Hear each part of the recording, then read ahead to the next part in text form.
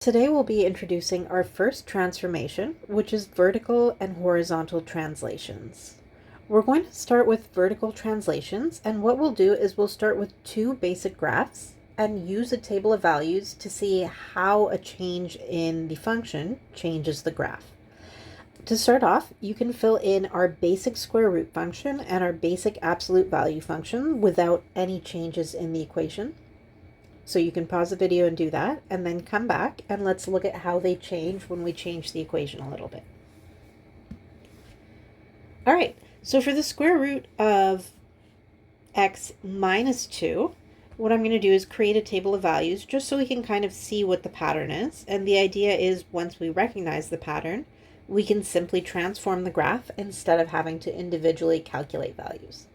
Now, given that we're doing a square root, we want to pick nice convenient values of x, so we'll go 0, 1, 4, 9, and that ought to be good.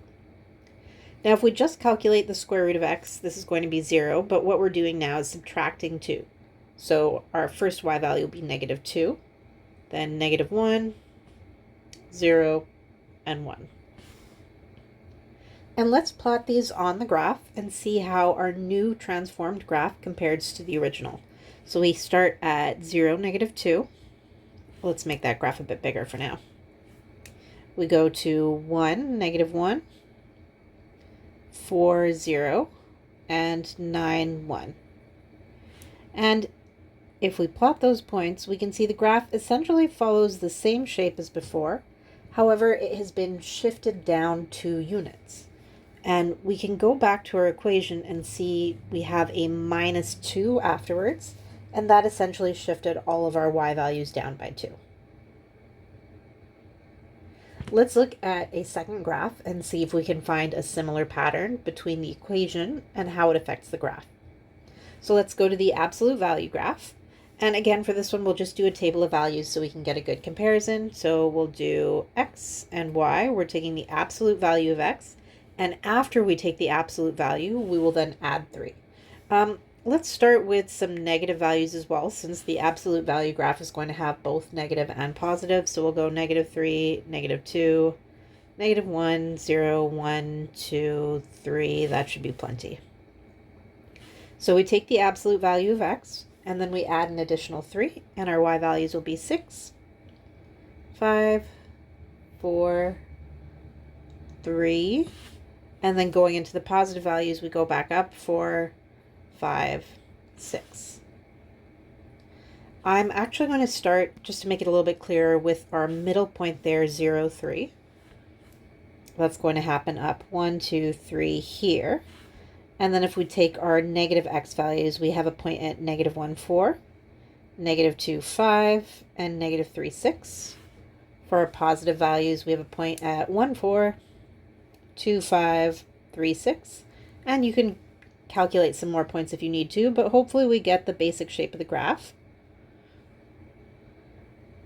Note, it's not that the graph is smaller, it's that we're seeing the lower part of the graph. If we extend it up past the graph, it is the same size as the other one. So we look at how has the graph changed. It's still the same shape, but has been shifted up 3 units. We say it has been translated up 3 units. And we can relate that to this plus 3 that was after our original base function. So kind of generalizing, hopefully we notice that when we take our function and we add a plus k value, that is going to shift the graph up and down, what we call a vertical translation. Let's generalize this rule and fill it in. So for a function, y equals f of x minus h plus k, a positive k value will shift our graph upwards. We call that a vertical translation.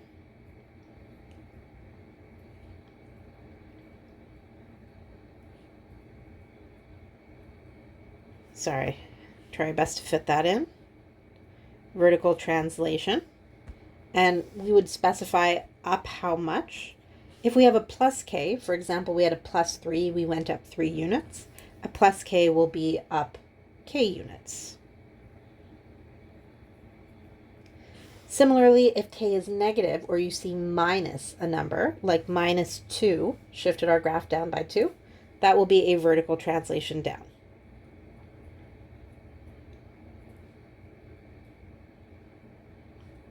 So we'll say a vertical translation, and it will be down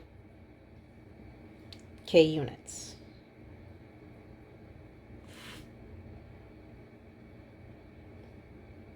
Now let's take an example of a graph that is not one of our basic functions, but where we're given the graph, and let's see how we could transform it.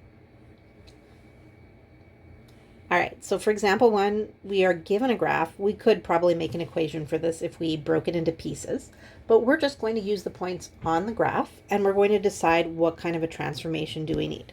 So we are given the original graph, y is equal to f of x, and we want to graph f of x minus 2.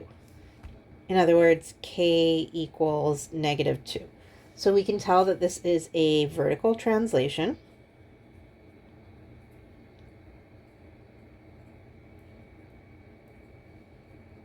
And it's down 2 units.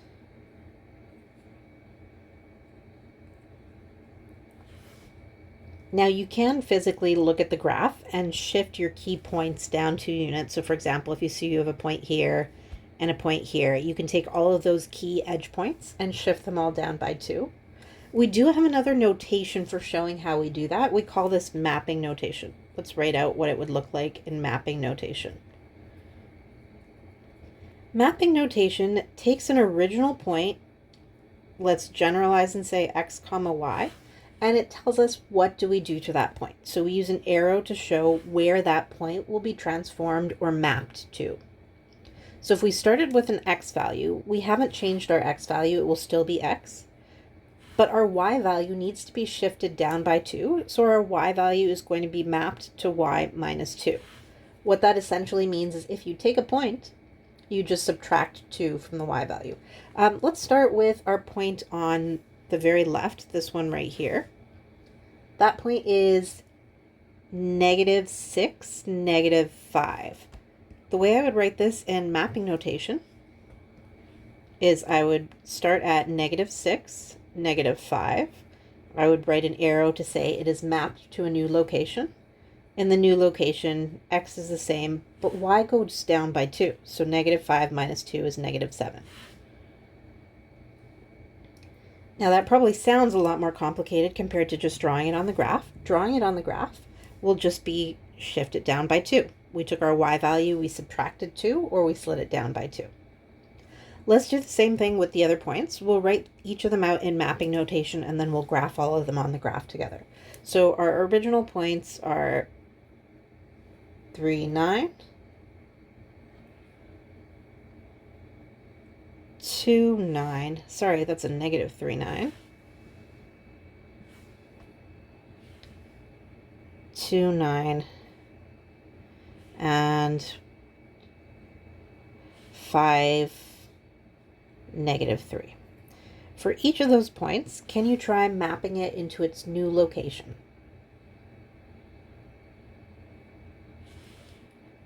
Hopefully you've got those filled in. Well, let's go ahead.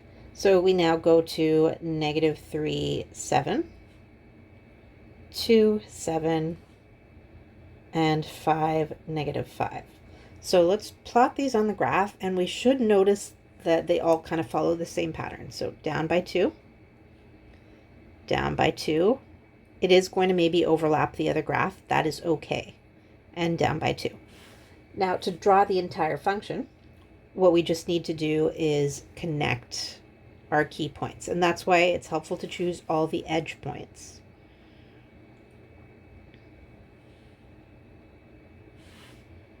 And that's our new transformed graph that has had a vertical translation down 2 units. Aside from vertical translations, we're also going to look at horizontal translation. So let's go ahead to the next section. A horizontal translation is simply shifting the graph left or right. And we're going to start with a parabola, which we've already kind of learned to transform in Pre-Calc 11. So let's start with just drawing in the basic y equals x squared. And we can use the fact that we know where the vertex is, and we can use our basic pattern for drawing a parabola. So go ahead and fill in the first one, and then let's come back and do the second one. All right. So as a gentle reminder, let's try and do this using the shape of the parabola. let's look specifically at our x minus h. For example, if we see x minus 3, what is our h value there? H is equal to 3. Do we remember how that shifts the graph? Yes, that's right. It's going to move our vertex 3 units to the right. So instead of having a vertex at 0, 0, our vertex will be at 3, 0. Formally, we could say that is a horizontal translation, 3 units right. But the convenient thing about the parabola is if we can transform the vertex and know where we start at 1, 2, 3, 0, we can use our pattern for drawing the parabola. So go across 1, up 1. Let's maybe make that a little bit bigger. Across 1, up 3. And across 1, up 5. And then same thing to the left. Across 1, up 1. Across 1, up 3. Across 1, up 5. Yes, it's going to overlap the other parabola. That's okay. And we draw in our parabola. Okay, I'm just going to label, since we're going to have 3 of them on here. This one is y equals x minus 3 squared. Okay, now let's look at the last one. We've got y equals x plus 2 squared. What kind of an h value is that going to give us? Because we normally follow the pattern x minus h, it might help to rewrite this as x minus negative 2 instead of x plus 2 squared. H is equal to negative 2. So our vertex will be at negative 2, 0. We can say this is a horizontal translation, 2 units left. So from our original y equals x squared, we are taking all of our points and we are shifting them 2 units to the left. Or we can start at our new vertex, negative 2, 0, and then follow our pattern. Across 1, up 1, across 1, up 3, across 1, up 5, and then same thing to the left. Across 1, up 1, across 1, up 3, across 1, up 5.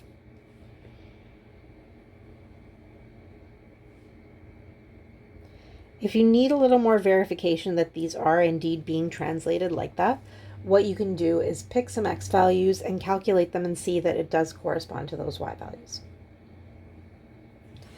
Okay, so generalizing our pattern here for an h value in an equation, notice if we see an x minus h, h is a positive number. If we see an x plus 2, like up here we saw an x plus 2, h was actually negative because our default form is x minus h. Okay, so keeping that in mind, a positive h value will be a horizontal translation. Sorry, do your best to fit that in. Horizontal translation.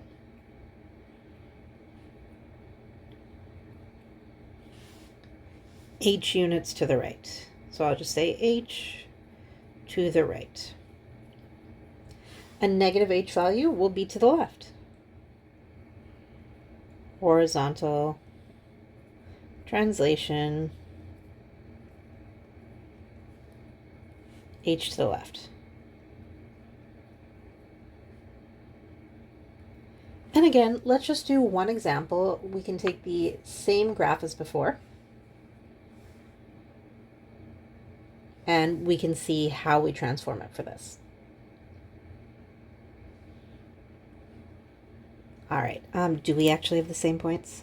1, 2, 3, 4, 6. Okay, I think we're actually slightly shifted. So similar shape, but different starting points. Let's actually maybe label these 4 key points just so we have our original points for our original function.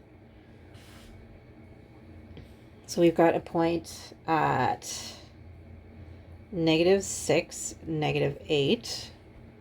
We've got a point at negative 3, positive 6. At positive 2, positive 6. And at 5, negative 6. And I'm going to do the same thing as before, and we're just going to set up some mapping notation.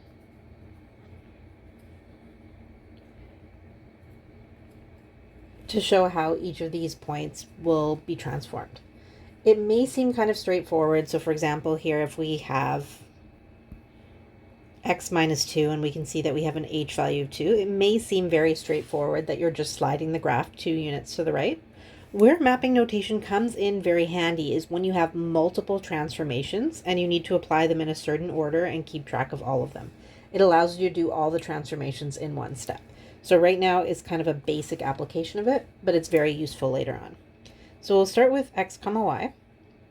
We are shifting the graph 2 units to the right, horizontal translation.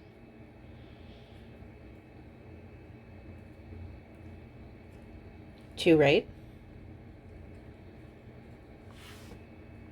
So that means our x value is going to be replaced with x plus 2 because it's going to the right. Our y value stays the same because we haven't shifted it vertically.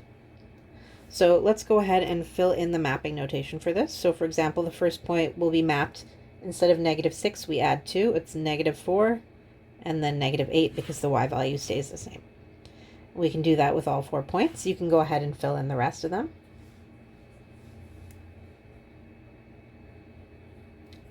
We have a point at -1, 6, at 4, 6, and at 7, -6.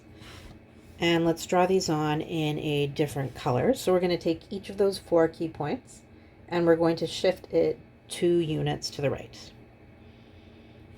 There. Notice we're on top of the other graph a little bit, so that is fine, but try to make it very clear where your points are. And some of your lines may also cross, and that is also okay.